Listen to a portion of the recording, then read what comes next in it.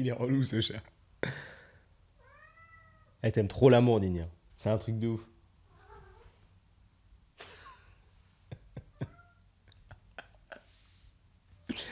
Quel gratteur. C'est un truc de ouf ce chat. Regarde-moi ça. Regarde-moi ça. Nini.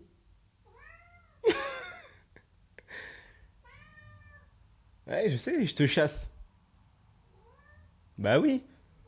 Bah oui, mais c'est parce que je voulais tourner. Bah oui, mais j'ai besoin de que tu viennes pas.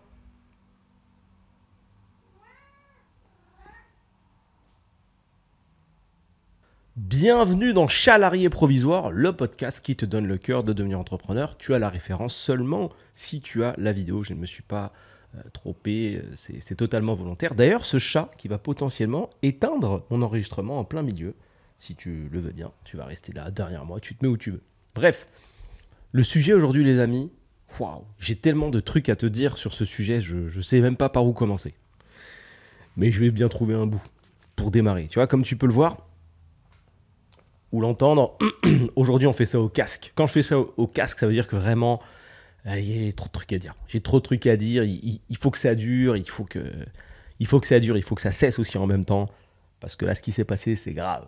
On va le voir ensemble, c'est très très grave.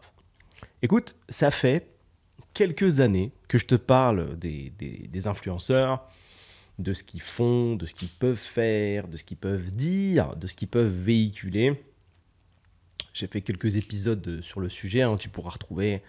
Il y en a un qui s'appelle XXX Fit les influenceurs. Tu vas vite le retrouver si tu cherches. C'est celui qui me traverse l'esprit actuellement.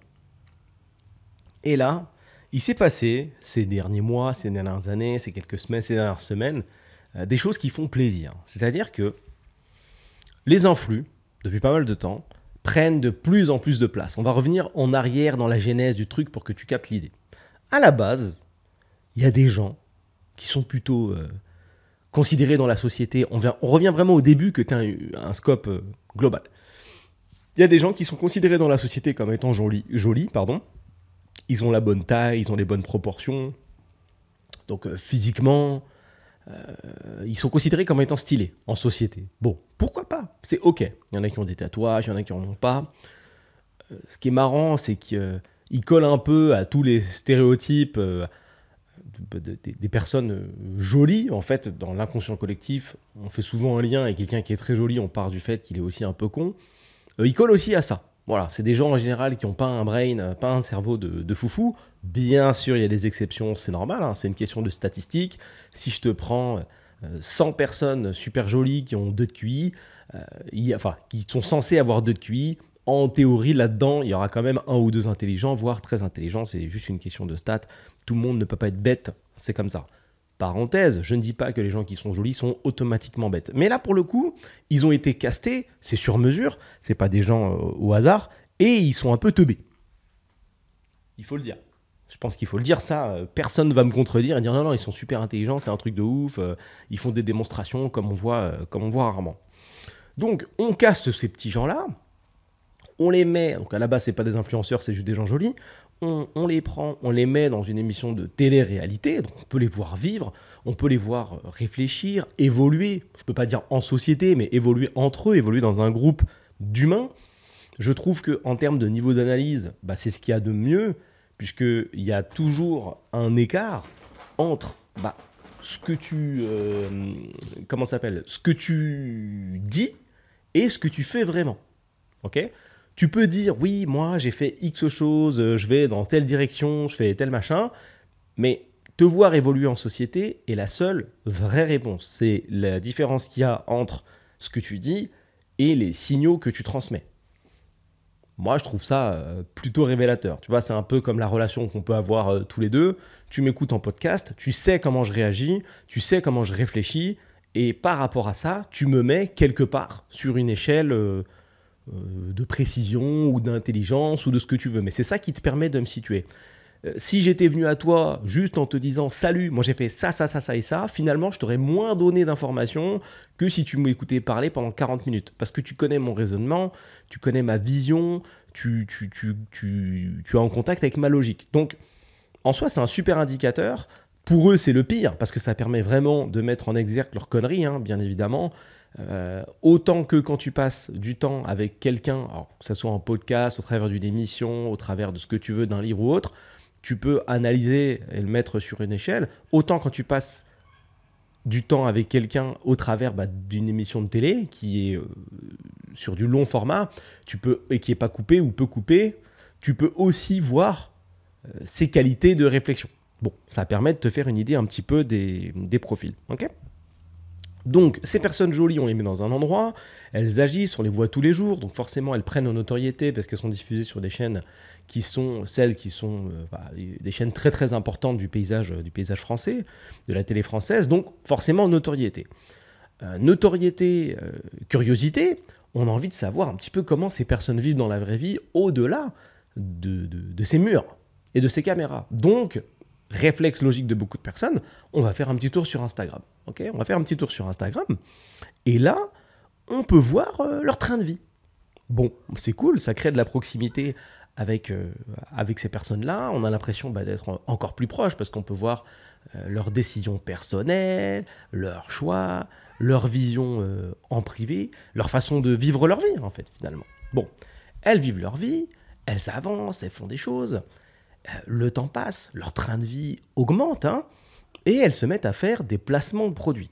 Jusque-là, rien d'exceptionnel. Le placement de produits est quelque chose qui existe déjà depuis longtemps, mais c'est plus discret. C'est pas spécialement connu, c'est un terme qui est utilisé par les agences ou par les gens qui font du placement de produits, mais en soi, c'est pas du tout quelque chose de mainstream, le placement de produits. C'est pas forcément connu, quoi. C'est pas forcément connu. Bon, plus ça se fait, plus ça se sait, plus ça se voit, plus ça devient mainstream, c'est un petit peu comme tout. Ce qui est assez caché, assez discret, devient très visible avec le temps quand tout le monde le sait. C'est normal, c'est le même chemin que le téléphone portable, par exemple. Les téléphones portables, ça n'a pas été inventé quand nous, les moldus, y avons eu accès. Ça a été inventé et utilisé par les militaires bien avant, des années avant. C'est une tech qui a été exploité, surexploité, puis miniaturisé, puis mainstreamisé pour que nous, moldus, puissions y avoir accès. Et c'est tant mieux, c'est normal, ça suit un chemin logique que je trouve ok, et c'est parfait. Je vais devoir encore chasser le petit chat qui apparemment a décidé de m'oppresser aujourd'hui. Voilà, la technique du vaporisateur, j'ai même pas besoin de le toucher, ça le terrifie, comme si je lui jetais une boule de pétanque. Mais bon, bref, je pense que c'est le bruit qui lui fait peur, mais bon, tant mieux. Donc, on miniaturise, on rend mainstream, et c'est super, les gens ont accès, etc. Pareil pour le placement de produits, c'est pas connu, ensuite ça devient connu, les gens sont au courant. Ce qui se passe, c'est que, comme leurs noms vont l'indiquer à terme, ces gens vont devenir donc des influenceurs, donc des gens qui ont la possibilité d'influencer beaucoup de personnes, à partir de rien. Et là, il y a un espèce de mélange entre la réflexion humaine, qui est pas forcément d'un haut niveau pour ça, et les humains de mauvaise qualité. Et ça, c'est ouf. Parce que pouvoir influencer sur les décisions de centaines de milliers de personnes, c'est énorme. C'est quelque chose de puissant, c'est un grand pouvoir. Et ce que je trouve fou, c'est que ce grand pouvoir a été donné, ou en tout cas a été accolé à des humains d'une très petite qualité. Je ne dis pas qu'ils sont tous de mauvaise qualité, je dis juste que dans ce lot-là, enfin dans le lot que vous connaissez, parce que même moi je ne les connais pas forcément en détail, il y en a beaucoup qui sont vraiment de mauvaise qualité. Donc on a des gens qui ne sont pas forcément honnêtes, on a des gens qui ne sont pas forcément très, très développés, et ça s'entend justement quand ils ont la possibilité d'expliquer des choses. On se rend compte que, waouh, au vu de la qualité du raisonnement, on sent que ça a été versé trop près du mur, c'est violent. C'est violent, on n'en veut pas. C'est ok, t'as le droit d'avoir été versé trop près du mur, t'as le droit d'avoir 22 de QI, c'est pas interdit, tu vis et tout est ok. Ça commence à être dangereux quand tu peux prendre des décisions qui influent sur d'autres personnes en fait. C'est là que c'est compliqué. C'est là que c'est bien compliqué. Le temps avance. Ils font donc de plus en plus de trésorerie grâce au placement de produits. Ils ont une audience, ils vendent leur audience. En soi, why not? Ils ont une possibilité, ils l'exploitent. Pourquoi pas? C'est ok. Pour moi, ça c'est du business, c'est ok. Tu fais de mal à personne. Jusque-là, tout va bien. Vient bien sûr le moment où il y a une espèce de combo parfait, et ça fait partie de la vie, entre la montée en flèche du dropshipping en France, parce que ça existe aux États-Unis depuis très longtemps, mais montée du dropshipping en France, montée de la stratégie axée sur des partenariats avec les influenceurs également français, ou dans d'autres pays, mais là on va parler de la France, montée des placements de produits, du nombre de placements de produits journaliers par ces mêmes influenceurs. Je le reprécise à chaque fois, et je te le dis, le dropshipping n'est pas une arnaque. Le dropshipping est un modèle de business qui consiste à ne pas avoir de stock. Point. Ok ? Dire dropshipping égale arnaque, ce serait un peu comme dire bourse égale hasard. C'est pas automatique. Bourse n'est pas forcément égal à perte d'argent. Ok ?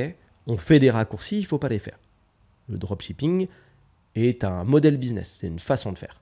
Tu peux avoir du stock chez toi, tu peux aussi avoir du stock directement chez ton fournisseur qui s'occupe des expéditions. C'est ça, drop shipping. C'est tout.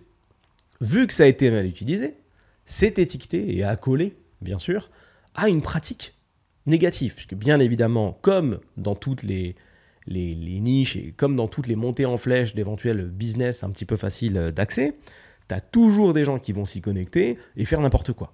C'est le propre des gens qui sont un petit peu trop greedy, comme on dit, qui ont un petit peu trop faim. Ils vont faire n'importe quoi pour changer leur train de vie et changer ce qu'il y a sur leur compte bancaire.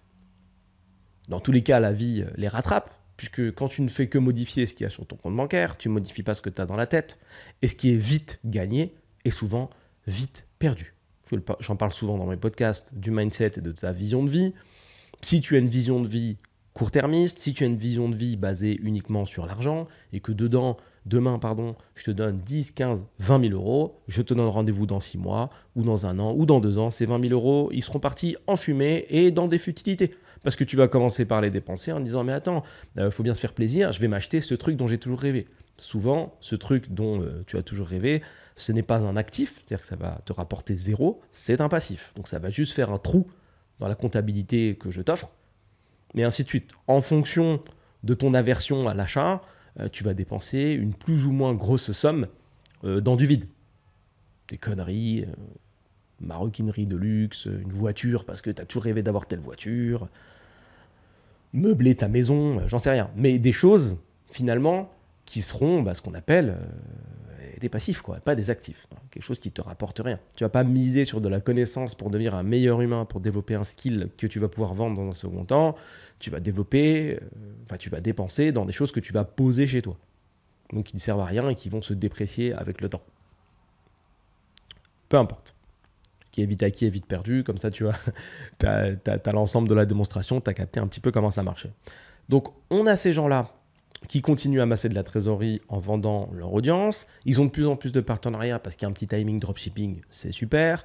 On a de l'autre côté un formateur qui fait la promotion de cette stratégie qui fonctionne d'un point de vue business, c'est OK. Donc c'est Yomi, pour ne pas le nommer, qui fait exploser cette méthode-là en disant voilà, vous mettez en place des boutiques, derrière vous les poussez et vous les faites connaître via des placements de produits. Tout simplement. Le modèle est bon, on arrive à mettre le bon produit en face de la bonne audience, ça fait des ventes et c'est super. Jusque-là, sur le papier, le modèle est OK. Yomi propose un vrai contenu de qualité et t'explique comment tu peux faire le job. De l'autre côté, on te propose une vraie audience qui est qualitative par rapport à ce que tu veux vendre. Nickel, la rencontre est OK, jusque-là, tout va bien. Le dérapage arrive quand les gens commencent à vendre n'importe quoi ou à pas envoyer les produits, ou de l'autre côté les influenceurs, les agences qui vont arnaquer et pas faire les placements, ou les influx qui vont faire les placements n'importe comment qui durent 2 secondes, ou les gens qui vont qui vont voler les boutiques, qui vont essayer de demander des placements en se faisant passer pour des faux influenceurs, etc. Du débordement classique de la vie. On avance dans l'histoire. Le train de vie des influx augmente, puisqu'ils continuent à faire souvent des téléréalités, ils ont encore plus de visibilité. Plus de visibilité, on reprend le mécanisme que je t'ai expliqué en début de podcast. Donc plus de visu, plus d'audience, plus d'argent, puisque plus d'audience à vendre. Leur placement de produits coûte de plus en plus cher, ils peuvent vendre des stories, 1 000 euros, 2 000 euros, 3 000 euros, 4 000 euros pour des vidéos de quelques secondes. Encore une fois, je n'oppose pas le temps de travail à la rémunération, puisque la rémunération est alignée avec la portée. Donc que tu travailles 1 seconde, 5 secondes, 10 secondes, 1 heure, 2 semaines dessus, peu importe. C'est pas le sujet. Peu importe. Que je te paye 1 000 € la seconde, 3 000 € la seconde. Si tu as une portée de tueur en série, c'est normal. Je te paye pour de l'audience. Donc jusque-là, c'est normal et c'est OK. Donc on avance, on continue et tout va bien. Le problème, c'est que gagner de l'argent et donner de l'argent à des gens qui n'ont pas beaucoup de brain et qui sortent de nulle part, et encore une fois, c'est la vie, c'est comme ça, c'est un timing, ça crée des gens qui ont la folie des grandeurs. Ok ? Ils ont la folie des grandeurs. C'est-à-dire qu'ils se mettent à dépenser, comme je viens de te le démontrer, en passif et pas en actif. C'est-à-dire qu'ils achètent un nombre incroyable d'objets qui servent à rien et ils peuvent se le permettre parce qu'ils ont beaucoup de trésors d'avance. Et oui, quand tu fais 30, 40, 50, 150 000 € par mois et qu'en plus, tu vas dans un pays où l'imposition est moindre ou inexistante, en tout cas dans un endroit où l'imposition est moindre ou inexistante, à savoir, bien sûr, tu l'auras compris, Dubaï, que je ne critique pas et que j'adore passer du temps à Dubaï et c'est super, tu peux te permettre beaucoup plus facilement d'acheter du passif. Ce passif, ce qui est marrant, c'est que les choses qui sont passives, donc qui servent techniquement pas à grand-chose, le matériel, ces choses font rêver les gens qui n'y ont pas accès. Donc, tu peux afficher ton train de vie, qui est pour le coup réel, tu fais réellement de l'argent, tu achètes réellement du passif ou tu le loues, mais quoi qu'il en soit, tu y as accès. Quoi qu'on dise, si tu es dans une Bugatti Veyron qui coûte 1 million d'euros pièce, je le rappelle, que tu la loues ou que tu l'achètes, dans tous les cas, tu es dans une Bugatti Veyron. Et quand tu vas transcrire cette image-là sur Instagram, qu'elle soit à toi ou pas, que tu l'aies achetée ou pas, louée ou ce que tu veux, dans tous les cas, au moment T, tu étais dans cette voiture-là. Tu fais monter ton influence, tu montres encore plus que ton train de vie est exceptionnel et tu vas inspirer nos chères personnes, enfin ta chère audience de l'autre côté, ta chère audience francophone, qui peut être en France ou ailleurs, peu importe. Et tu vas voir petit à petit, on va rentrer dans des problématiques de plus en plus complexes. Bon, jusque-là, tout va encore bien. C'est OK. Le sujet qui a suscité carrément la création récemment d'un reportage complet par Cash Investigation, c'est le mélange entre ce que je viens de te dire, donc cette influence, cette manne de personnes et ce grand pouvoir donné à des gens pas très complets, la possibilité de rencontrer, et c'est pas eux qui l'ont demandé, à mon avis c'est arrivé comme ça, des traders. On arrive dans un milieu et dans un sujet qui fait rêver, on dira fantasmer, ou en tout cas qui est très opaque pour la plupart des Français. Les marchés financiers. Pour beaucoup, même pour toi peut-être, les marchés financiers, c'est quelque chose de très abstrait. Il y a des gens qui font énormément d'argent avec. Ça draine énormément d'argent tous les jours, mais tu sais pas trop comment. Tu sais pas ce que c'est, tu sais pas pourquoi, tu sais pas ce qu'on vend réellement, tu sais pas ce que ça apporte, tu sais pas. T'as pas de vision. Tu sais que ça existe, tu sais que ça a l'air important sur Terre, mais en soi, sans plus. Tu connais Wall Street, tu connais le loup de Wall Street, peut-être également les films. Tu connais ces gens qu'on appelle traders qui ont l'air de gagner des millions d'euros par seconde. Tu sais qu'ils font des moves financiers de ouf, tu sais qu'il y a eu des crises, mais sans plus. Ta connaissance s'arrête là. Donc, ce monde fait un petit peu fantasmer et quelque part au fond de toi, si un jour, peut-être, on te donne l'opportunité de changer ta vie grâce à ce truc opaque que tu connais depuis 10, 15, 20, 30 ans, peut-être que tu dis oui. Et c'est là que ça devient violent. Puisque des traders viennent faire des propositions à des influenceurs en leur disant, écoute, pour chaque personne que tu vas faire entrer sur ma plateforme de trading, je te rémunère un montant fixe de 300, 400, 500, 600 euros. Ou, si la personne perd la somme qu'elle a investie, je mets et ou même, tu peux récupérer l'équivalent de sa perte. Elle perd 500, tu gagnes 500. Voilà, je te donne 2 modèles. Comme ça, tu as 2 possibilités et tu vas pouvoir faire 2 calculs dans ta tête. On mixe ce côté opaque, cet inconnu, cette envie de gagner plus d'argent, cette envie de se dépasser, puisque ça reste quelque chose de d'intrinsèque à un petit peu tout le monde, de gagner plus d'argent, d'améliorer son lifestyle, de régaler les gens qui sont autour de soi. Et encore plus quand tu suis des gens qui affichent un train de vie de ouf. Tu as envie d'avoir leur vie. Et encore plus quand ces mêmes personnes, et c'est là que ça devient chaud, te disent face cam, face téléphone, écoute, tu veux changer ton train de vie? C'est à toi de faire les choses, c'est à toi de prendre les risques, c'est à toi d'avancer, c'est à toi de modifier, c'est à toi d'apporter les changements qui vont permettre d'aller plus loin dans ta vie. Et c'est violent parce que ces phrases-là, elles sont réelles. C'est des phrases que tu peux entendre. Peut-être que je peux te dire ça dans un podcast, peut-être que tu peux entendre ça dans une vidéo de motivation, peut-être que tu peux entendre ça de quelqu'un qui a créé X business. Ce sont des vraies phrases. C'est des phrases que je peux te dire et je peux te faire un copier-coller de ces phrases et te dire qu'elles sont bonnes. Mais elles sont mélangées avec quelque chose qui n'est pas la réalité. Puisqu'on te dit que faire le move, se lever, se motiver, actionner quelque chose dans sa vie, correspond à faire ce qu'on appelle communément du copy trading. Petite mise au point pour le trading, ça consiste à faire des mouvements financiers sur un marché. Ok ? Je ne vais pas faire de grands détails. J'achète X de X valeur, peu importe. Voilà. Je vais même te parler en action pour que ce soit plus simple. Je sais que c'est quelque chose qui parle à plus de personnes, même si là, ce n'est pas des actions, peu importe. J'achète des actions qui sont sur ce marché-là, des actions de la variable A. Je l'achète pour 100 euros. Voilà. Dans la journée, dans la seconde, dans la minute, parce que c'est assez rapide pour le coup, les marchés Forex, ça monte de 20%. Je vends, j'ai gagné la somme, plus 20%, que j'ai investi au début, plus 20%. Voilà, c'est tout. Jusque-là, rien de fou à comprendre.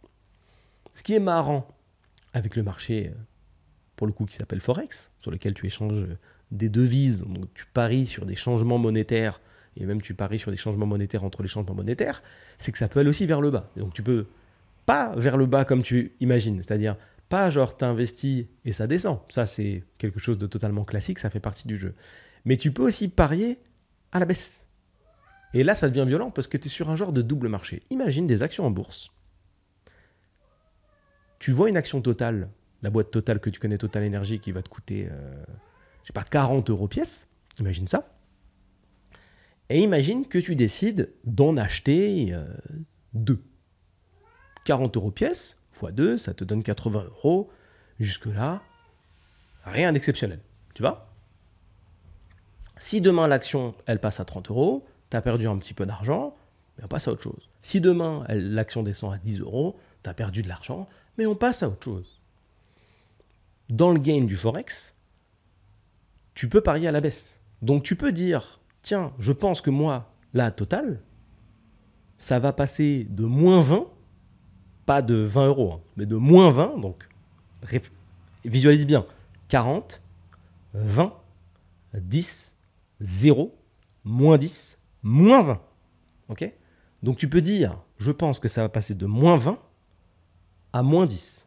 Et si l'action est fait carrément, enfin si le mouvement financier est carrément l'inverse, que finalement ça fait plus 50 de l'autre côté, tu perds également en fonction. Donc ça c'est intéressant, ça fait une espèce de double marché un peu chelou, tu peux parier à la baisse, à la montée et tout, c'est un sacré game. Ok ? On va vers le haut, on va vers le bas, c'est la teuf. Un autre point dangereux sur ces marchés financiers-là, qui n'est pas forcément disponible sur toutes les plateformes quand tu fais de la bourse, c'est l'effet de levier. C'est-à-dire que je peux décider d'appliquer un coefficient multiplicateur à la somme que j'investis alors que je n'ai pas cet argent. J'ai 100 euros, j'applique un effet de levier de x2 et j'investis. Je viens d'investir x2 ce que je voulais mettre alors que je n'ai pas x2. J'ai 100, mais j'ai mis 200. Si je gagne et que ça monte un petit peu, j'ai gagné peut-être 10% de 200 euros, ce qui est cool, puisqu'à la base, j'avais que 100 euros, c'est quand même stylé. Mais si je perds aussi avec le levier.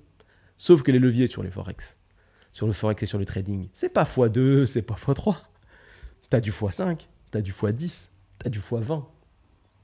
Imagine comment tu peux te mettre en difficulté très fort. On ne peut pas en vouloir au marché Forex et du trading d'être ce qu'il est. Parce que ça fonctionne depuis des années, c'est OK, il n'y a aucun problème. Personne n'est obligé de l'utiliser, personne n'est obligé d'utiliser des effets de levier non plus.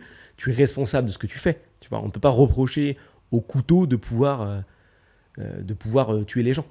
Tu fais ce que tu veux avec un couteau. Tu peux couper ton steak, tu peux couper des brocolis, tu peux écraser de l'ail, mais tu peux aussi attaquer quelqu'un dans la rue. C'est pas de la faute du couteau, c'est une arme donc par destination, c'est toi qui choisis ce que tu fais avec. Donc là, c'est pareil. La destination de ce marché-là, c'est pas d'appliquer des coefs multiplicateurs à tout ce que tu fais et à vider ton compte bancaire. C'est pas le but. Ça dépend comment tu l'utilises. Néanmoins, quand tu as été influencé par un influenceur, pour le coup, que tu suis depuis longtemps, et qui te dit face cam, alors que tu as développé une relation de confiance avec lui, même si tu ne l'as jamais vu, ça s'appelle l'effet de halo pour le coup, c'est-à-dire voir la vie de quelqu'un, passer du temps avec lui virtuellement, avoir l'impression de le connaître ou que c'est une bonne personne, et que cette personne te dit face cam, fais ça, et tu vas devenir riche ou gagner 200 euros, 300 euros, 1000 euros, 3000 euros, j'ai vu des stories incroyables, de plus par mois, là, c'est compliqué. Là, c'est compliqué. Je te donne un petit peu plus de détails sur le copy trading pour que tu comprennes l'idée. Le trading tout court, c'est ce que je t'ai expliqué. Tu prends tes décisions et tu décides d'investir à droite, à gauche, avec les effets de levier que tu veux. Le copy trading consiste à copier les signaux, donc ce que va faire l'attitude, si je puis dire, les choix techniques, les choix financiers, les choix de placement d'un trader partenaire. Donc je suis un influenceur. Prenons un trader partenaire qu'on va appeler Boris. Boris dit « j'ai investi X sur tel marché ». Toi, en tant que personne qui fait du copy trading, tu fais comme Boris et tu investis à ta hauteur sur le même marché. Okay ? Et les influx, voilà ce qu'ils ont poussé. Voilà la stratégie qu'ils ont poussée. Et ils ont dit, en gros, ils ont simplifié un maximum, puisqu'ils ont une audience qui est quand même plutôt mainstream, plutôt ouverte, plutôt non qualifiée. Ils leur ont dit, les gars, vous avez la vie, c'est facile. Non mais, imagine, la vie, c'est facile. Pourquoi tu travailles ? Pourquoi tu te prends la tête à bosser ? La vie, c'est simple. Quelque part, c'est des copier-coller. On connaît un gars, là. Il fait 10 000, 20 000, 30 000 euros par semaine, par mois, ce que tu veux, avec du trading. Mais si tu copies ce qu'il fait, mais tu vas faire comme lui. Pourquoi tu taffes ? La vie, c'est facile. Il suffit juste de s'arrimer à quelqu'un qui gagne de l'argent, et tu gagnes de l'argent. Fais tout comme lui. C'est facile. Pourquoi tu taffes ? Pour 2000 euros, tu te lèves. Arrête. Fais comme lui. Copie. Si tu veux participer à l'aventure, il va falloir que tu fasses un dépôt minimum sur une plateforme de trading de 300, 400, 500 euros. En soi, c'est facile à comprendre. C'est cohérent pour quelqu'un qui n'est pas initié. Il a du mal à voir pourquoi ça ne marcherait pas.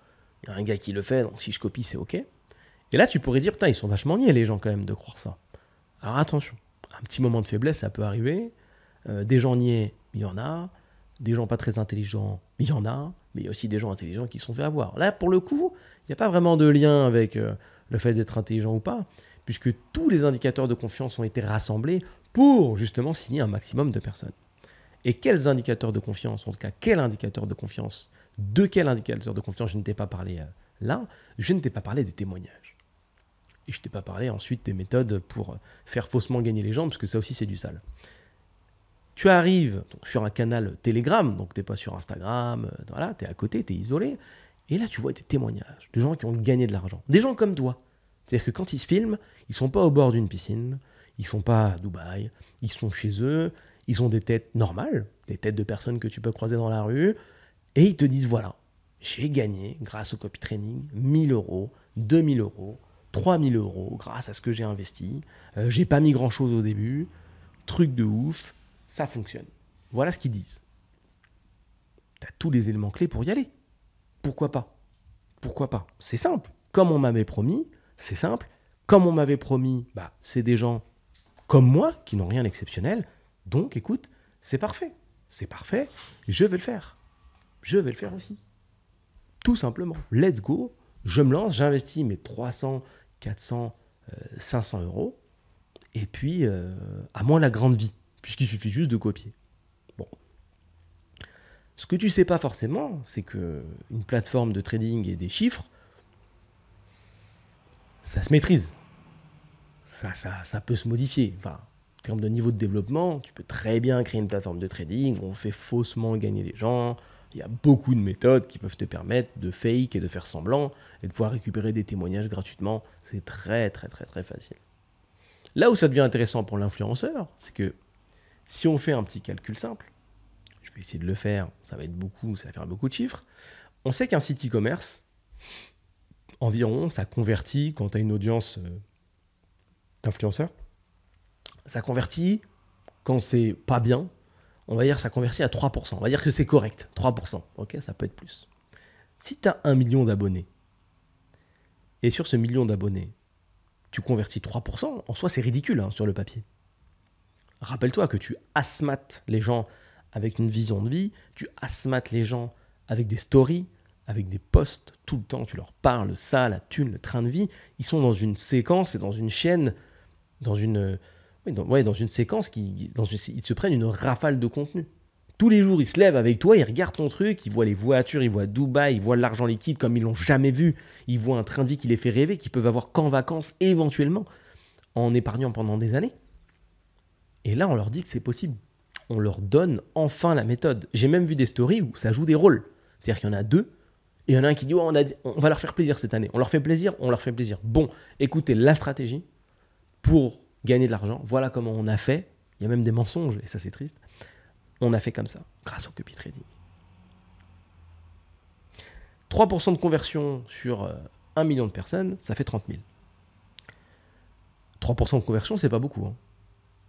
Imagine gagner 3% de ton salaire, payer 3% de tes courses. Enfin, c'est rien, 3%. Pourtant, là, ça fait 30 000 personnes. Si ces 30 000 personnes font un dépôt simple, une fois, ce qui est impossible, je vais t'expliquer la variance sur 30 000 personnes, ça fait 14 millions. Okay, je le refais pour être sûr, fois 500, ça fait 15 millions, excuse-moi, d'euros. Je vais même le refaire pour être bien sûr. Je reprends 30 000 fois 500. Ça fait bien 15 millions. 1, 5, 0, 0, 0, 0, 0, 0. Pas 150 000, pas 15 000, pas 150, pas 15, pas 1, pas 1, 5. 15 millions. Bon. Ça veut dire que moi, si je suis un trader, excuse-moi, et que je veux faire exploser le chiffre d'affaires de ma plateforme, que je veux faire exploser ma plateforme, finalement, j'ai juste à maquer avec un influenceur qui a au moins 1 million d'abonnés et lui dire, gars, je te propose un partenariat. Pour chaque personne qui va rentrer sur la plateforme, je peux te donner X, 300, 500, 600, etc. Et c'est là que tu commences à comprendre comment ça marche. Rappelle-toi de la ritournelle dont je t'ai parlé. Télé-réalité, Insta, placement, train de vie. On va rajouter un module de plus à cette ritournelle qui va s'appeler placement pour les traders. Parce que ça devient une part très, très, très importante de ton chiffre d'affaires. Puisqu'à chaque fois qu'il y a des gens qui rentrent, tu n'as même plus besoin de t'embêter avec l'éventuel SAV du placement de produits. Les gens qui sont mécontents et qui vont te dire j'ai pas reçu mon colis, ou les gens qui vont te dire oui, nanana, qui vont râler, tu n'as même plus besoin de t'embêter avec ça. Puisque là, les gars placent leur propre argent et c'est tout. Tu passes à autre chose. Tu passes à autre chose directement. Toi, tu t'en fous, tu vis tranquillement. T'es zen, tu récupères tes 500 balles par personne qui font des dépôts en automatique. Tu peux même mettre quelqu'un qui fait semblant d'être toi, qui va parler sur Telegram, poster tes stories que tu as tournées à l'avance, etc. Tu peux automatiser ton business à grande échelle, tranquillement. Le dépôt de 500 et les X millions dont je viens de te parler ne tiennent pas compte de la variance. C'est-à-dire que si tu prends un panel de 30 000 personnes et que tu mets ces 30 000 personnes face à des marchés financiers, vont-ils avoir tous la même réaction face à la perte ou face au gain? Non. Il y a des gens qui, quand ils vont perdre 100 euros, vont arrêter. Il y a des gens qui, quand ils vont gagner 100 euros, vont arrêter. Il y a des gens qui, quand ils vont perdre 500 euros, vont remettre 500 euros. Il y en a qui vont mettre le double, le triple, pour s'inscrire finalement dans cet emprisonnement, cette prison que tu connais classique du casino et des jeux d'argent, le fameux « je veux me refaire ». Et là, ça ne s'arrête plus jamais. C'est compliqué. Ça s'arrête quand tu n'as plus d'argent ou quand tu as fini d'épuiser l'argent de ton entourage ou autre. En fonction des échelles, plus ou moins violents. Il y a plein d'histoires de jeux de hasard qui sont quand même assez tristes. Encore une fois, ça fait partie de la variance. Chaque humain réagit comme il veut face à la perte. Bon. Si tu as ne serait-ce que 10-15% de ces 30 000 personnes qui réagissent comme ça fait encore plus d'argent que prévu. Et ça, pour les traders et pour les influx, c'est une masterclass.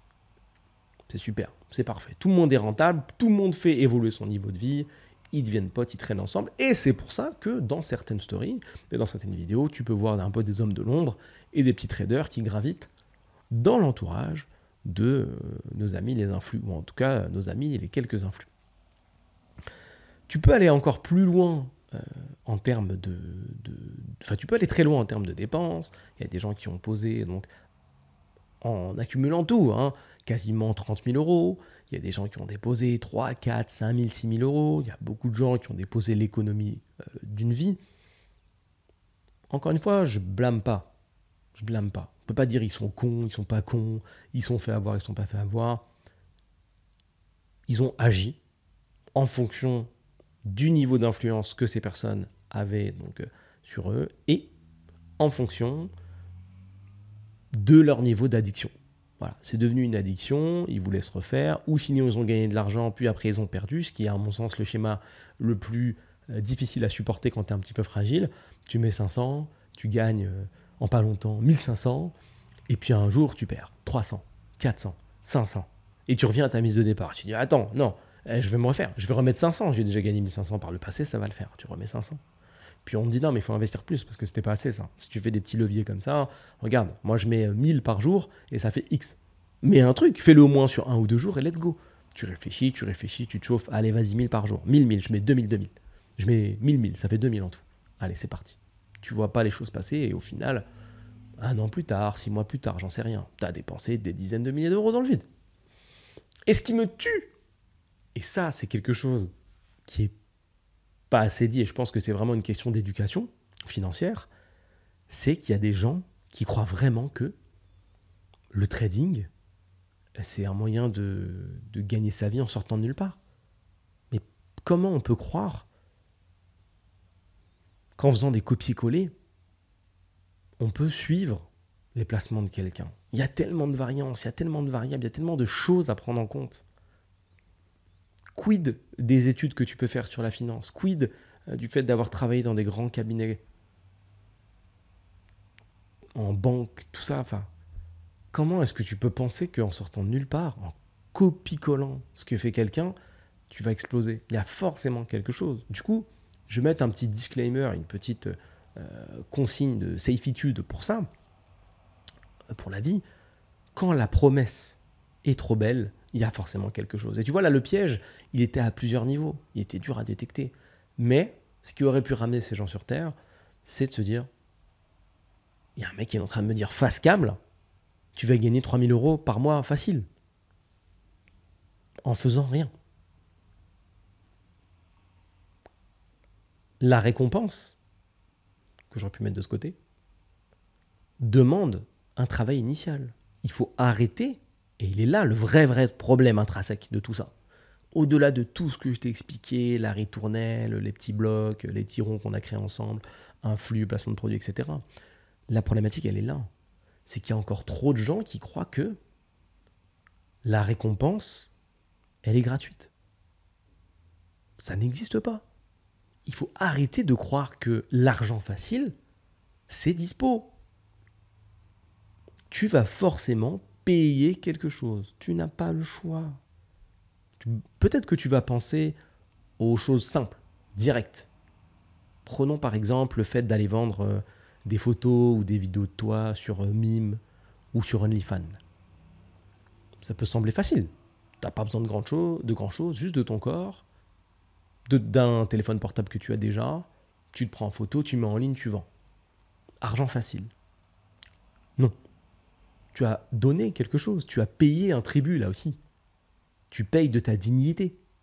Tu payes de ne pas pouvoir en parler. Tu payes d'être lié à la prostitution si tu en parles.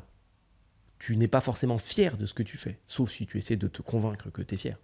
Donc, même si tu ne l'as pas senti, tu payes quelque chose. Tu payes. C'est tout. Tu le payes. Ce n'est pas gratuit.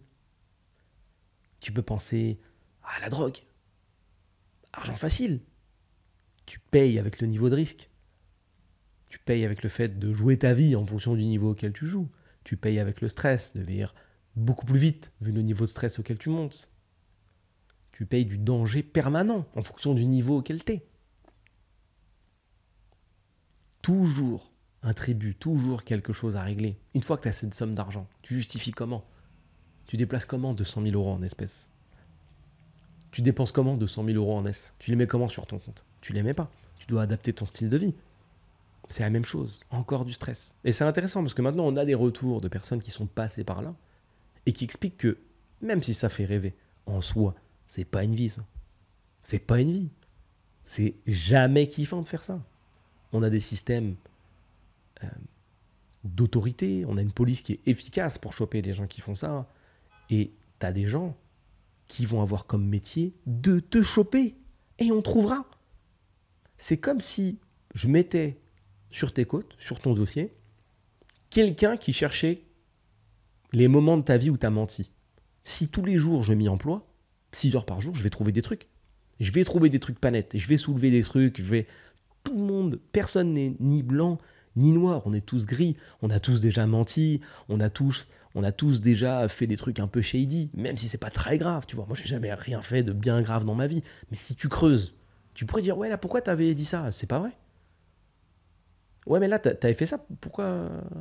On peut toujours trouver. Et c'est ok, on est des humains, on a le droit de faire des erreurs. C'est ok, c'est pas très grave, du moment que ça tue personne, et que ça n'engage la vie de personne, et que ça gêne fortement personne. Mais on a tous déjà fait du mal, même sans le vouloir. Ça fait partie du jeu. Si quelqu'un s'emploie à trouver les choses qui vont pas, on va les trouver. Si on veut essayer de regarder ton train de vie et voir si c'est le train de vie de quelqu'un qui vit normalement ou quelqu'un qui a une activité parallèle non déclarée très étrange, on va te trouver. Parce que le but de cette activité non déclarée, c'est d'améliorer ton train de vie. Mais tu vas te retrouver dans une config où tu ne peux pas améliorer ton train de vie, parce que si tu améliores ton train de vie, on le voit.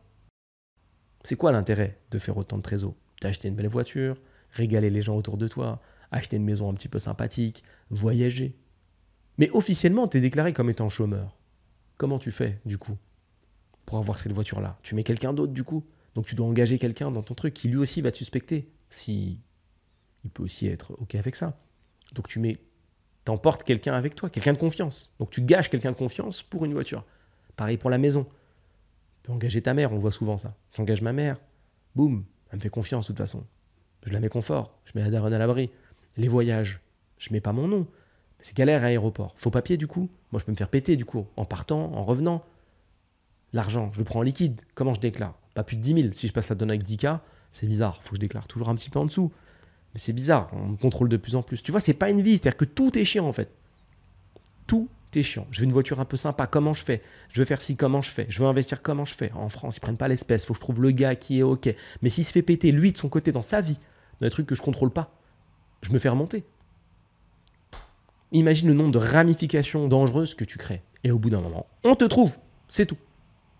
Si tu n'arrives à pas te faire attraper, tant mieux. Mais bien souvent, on te trouve tôt ou tard. Parce que tu as une équipe de mecs qui se concentrent sur le fait de te pécho. Point. Nos amis les petits influenceurs qui ont fait ces placements full illégal, parce que je rappelle en France, pour le coup, que le conseil financier est interdit. Je n'ai pas le droit de regarder la caméra et de te dire « Écoute, je te conseille d'acheter ça, ça et ça parce que c'est bien. » D'un point de vue finance, c'est interdit, c'est régulé, le conseil financier est régulé, point. Si tu n'es pas certifié, si tu n'es pas validé par l'AMF, ça n'existe pas.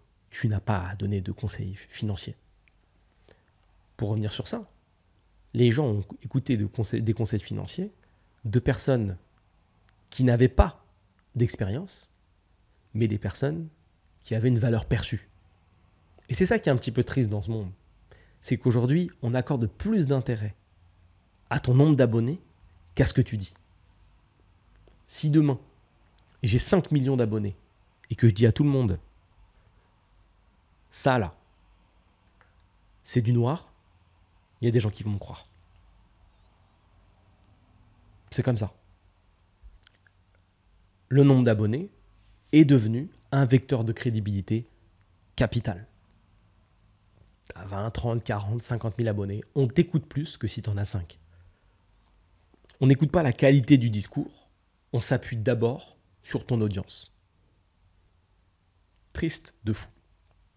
Et quand on fait des mélanges et que on donne la possibilité à des teubés d'avoir une grosse audience, on crée un danger pour énormément de personnes sans le voir. Mais en même temps, on ne peut pas contrôler parce que cette audience, elle est venue petit à petit. Et on ne peut pas leur reprocher d'être suivis. C'est les gens de l'extérieur qui ne les connaissent pas qui ont décidé de les suivre et de les écouter. Et c'est pour ça que c'est difficile à arbitrer tout ça. À qui la faute? Qu'est-ce qui a fait quoi? À la faute à la télé, qui a donné trop de visibilité à ces gens-là? Est-ce que c'est la faute d'Instagram, qui a laissé trop les gens s'abonner? Est-ce que c'est la faute des influx eux-mêmes, qui n'auraient pas dû faire ces placements? Oui, pour le coup, parce que là en tout cas, sur cette partie-là, il y a plein de placements qui étaient illégaux pour le coup, puisqu'ils ont donné des conseils. Mais au moment où ils ont donné les conseils, ils étaient où? Ils étaient en France, là où c'est interdit, ou ils étaient ailleurs, là où c'est pas interdit? Ils peuvent toujours jouer, esquiver. Ils étaient conscients que c'était scammy un peu comme proposition ou pas? Est-ce qu'ils ont averti des risques? Non. Il y a quelques points sur lesquels on peut les épingler dans la mesure où voilà, quelqu'un qui a fait un placement de ce type-là sans avertir des risques, et en France, il est mort. Parce que lui, il n'a rien respecté. Il faut avertir des risques, il faut être certifié. Donc là, c'est 2 sur 2, il est foutu lui, c'est bon. On pourra lui reprocher quelque chose. Quelque chose qui ne sera jamais à la hauteur de ce qu'il a réellement gagné, puisque hélas, enfin, dans de rares cas, la sanction est à la hauteur de ce qui s'est passé. Donc on ne va pas aller regarder l'historique des transactions pour l'allumer sur tout, lui dire écoute, tu as gagné 10 millions ou 1 million, peu importe, et donc sur ce million, tu dois payer X plus une amende. On ne massacre que rarement les gens comme ça. C'est bien dommage parce que pour le coup, ça aurait dû être le cas. Ils ont influé sur la vie de nombreuses personnes, ils ont changé la vie de nombreuses personnes et ça c'est bien triste. Le conseil que je peux te donner, c'est reste loin des marchés financiers, à part si c'est quelque chose qui te passionne. Si c'est quelque chose qui t'intéresse, que tu te formes ou que tu t'es formé, que tu passes du temps dessus, à essayer de comprendre, avoir une vision, une philosophie, que vraiment c'est quelque chose qui viscéralement te plaît, bon j'en connais 2 dans mon entourage, parfait.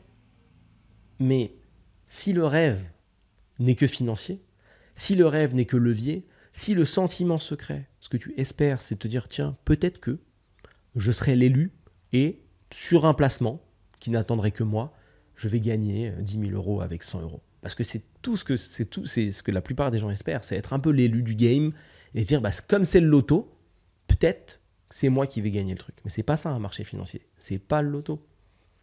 C'est pas le loto. Et ce que les gens savent encore moins, et qui, moi, m'attriste encore plus, c'est que les marchés financiers sont beaucoup régulés par des trades optiques, donc faits avec la fibre optique et depuis des années avant que ce soit disponible pour nous, par des robots en auto. Qu'est-ce que tu veux challenge ça? À quel moment tu vas challenge ça en fait? Parce que la plus grosse partie de ce genre de marché-là est gérée comme ça, en auto, en rapide, avec des algos. Qu'est-ce que tu veux faire? Quelle miette tu veux aller ramasser? Ça va être difficile. Ça va être difficile. En automatique, avec des leviers de brutasse et avec une capacité de fonds, une profondeur financière énorme. On refait un petit tour, regarde BlackRock, tu verras la boîte que c'est et l'argent qu'il y a dedans. Tu te dis, tiens, mais qu'est-ce que c'est que cette boîte dont j'ai jamais entendu parler? J'hésite entre 2 noms. Je ne sais plus si c'est BlackRock ou BlackRock. Essaye les 2. Essaye de regarder la capitalisation de cette boîte-là. Essaye de comprendre ce qu'elle fait dans la vie, quels produits elle vend. Tu vas voir, c'est un petit peu loin de ce que j'explique souvent, du fait que tu dois apporter une solution à un marché si tu veux vendre un produit. C'est même très très loin de ça. Tu vas voir la violence du truc. Tu vas voir combien ça pèse et à quel point ces boîtes de brut, si elles s'éteignent, elles peuvent éteindre une partie de la planète. On en est à ce niveau-là, quoi. C'est vraiment, vraiment terrifiant. Pour revenir sur ce sujet, des petits influx, ils ont fait leur placement, ils ont fait des ronds, ça a amélioré leur train de vie, ce qui a amélioré leur communication, ce qui a produit un effet que je trouve assez intéressant et que j'ai déjà pu observer, qui s'appelle le « je crois de plus en plus en ce que je dis », alors que c'est faux. Qui n'a jamais menti et à force de répéter son mensonge, a fini par y croire. Et ce que j'adore, c'est que ces influx, de temps en temps, et c'est pour ça que je n'en cite aucun, mais à la fois je les cite tous, il y en a qui ont consommé beaucoup de contenu sur le business, la motivation, etc., qui ont mélangé ça au copy trading et à leur placement de produits. Et ça a donné des placements de ouf, où le gars reprend des citations qui sont réelles, comme j'ai pu te le dire tout à l'heure, sur le business, comme quoi il faut bosser, se bouger les fesses, etc. C'est un exemple comme un autre.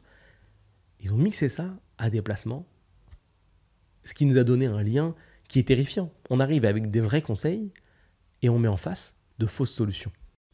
Et ça, c'est vénère. Et ça a un double impact, parce que à la fois, ça impacte négativement la personne qui va faire n'importe quoi, parce qu'elle a avide de gagner plus d'argent, et à la fois, ça vient donner une teinte assez négative, une couleur assez noire, je dirais, à ces conseils-là, qui sont bons. Te dire que si tu veux changer ta vie, tu dois bosser, c'est un très bon conseil. C'est un très très bon conseil. Mais te dire que si tu veux gagner ta vie, tu dois te bouger les fesses et donc faire du copy trading, c'est un très mauvais conseil. Donc on a comme ça une espèce d'association un peu crade entre deux choses qui sont opposées, mais qui, mises dans ce sens-là, arrivent à donner quelque chose d'assez puissant et d'assez efficace. Je trouve ça très très triste. Et surtout des choses qui vont aller parler à cette audience totalement mainstream et totalement banale, qui va écouter ces conseils, hélas, et en faire quelque chose de terrifiant, comme aller vider son fucking compte bancaire dans l'espoir de devenir riche. Et ce sujet-là, qui s'appelle le make money, est un sujet toujours adressé par X youtubeurs, X créateurs de contenu, parce que c'est quelque chose qui intéresse et intéressera toujours les gens. Comment gagner plus d'argent? Et dans cette niche, il y a toujours le même type de personnes, parce qu'il y a toujours le même schéma. Quand on arrive dans ce game-là, on veut gagner le plus vite en faisant le moins possible. Ce qui, en soi, n'existe pas, ou que dans de très rares cas. Mais on rebondit sur ce que je t'ai dit tout à l'heure. Si tu n'as pas de mindset, ce qui est vite acquis est vite perdu. Merci de m'avoir écouté. Je te le répète maintenant à la fin de chaque épisode. Si tu veux venir dans mon bureau, c'est ma communauté privée, je t'invite à la rejoindre. Je te montre comment je bosse. Je te donne pas mal d'informations que je ne vais pas forcément communiquer en podcast. Je te donne mes meilleurs placements de copy trading si, comme moi, tu veux devenir millionnaire et avoir un lit uniquement composé de billets de 500 €. Le lien est dans la description. Rejoins-moi à Dubaï, d'ailleurs j'y vais dans quelques semaines, où on va louer des superbes Lamborghini, elles aussi composées de billets de 500 € bien évidemment, parce que copy trading, sacrée dinguerie dans la vie, c'est comme ça qu'on fait des milliards. Voilà, je ne te le recommanderai jamais assez. Surtout, ne travaille pas, ne développe aucune compétence, ça ne sert à rien, n'apprends rien, n'essaye pas de devenir un meilleur humain, essaye de te lever tôt, vraiment très très tôt, pour faire un maximum de copy trading. Je t'explique toutes ces solutions dans le bureau, parce que c'est ça la vraie vie, mon gars. C'est de copier des indicateurs. Voilà, la compétence ne sert à rien. C'était Julien Etoqué pour Salarié Provisoire. À vous, les studios. Pouah, quelle kitschance cette blague. Pouh,